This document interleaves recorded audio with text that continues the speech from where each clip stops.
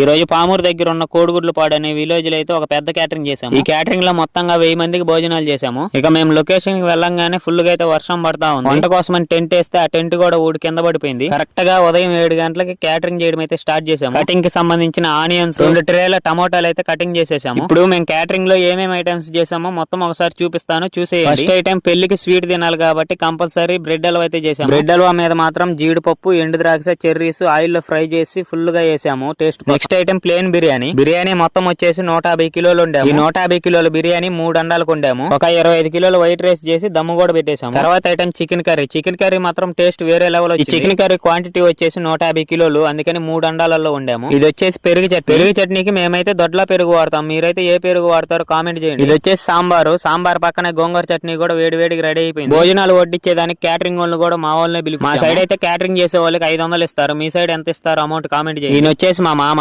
ఇతను హ్యాండిక్యాప్డ్ అయినా కూడా ఒక చేత పని బాగా చేస్తాడు. ఇంటి దగ్గర ఖాళీగా ఎందుకని క్యాటరింగ్ కి నేనే పిలిపించాను. మీరు కూడా మా క్యాటరింగ్ ఐటమ్స్ ని టేస్ట్ చేయాలనుకుంటే స్క్రీన్ పైన మా నెంబర్ ఇచ్చాను, ఒక్క మిస్డ్ కాల్ ఇవ్వండి. మీకు రీజనబుల్ కాస్ట్ లోనే ఐటమ్స్ చేసిస్తాం. వీడియో నచ్చితే లైక్ చేయండి. అలాగే మరిన్న వీడియోస్ కోసం మన ఛానల్ సబ్స్క్రైబ్ చేసుకోండి. ఓకే, మరి ఉంటా, బాయ్ బాయ్.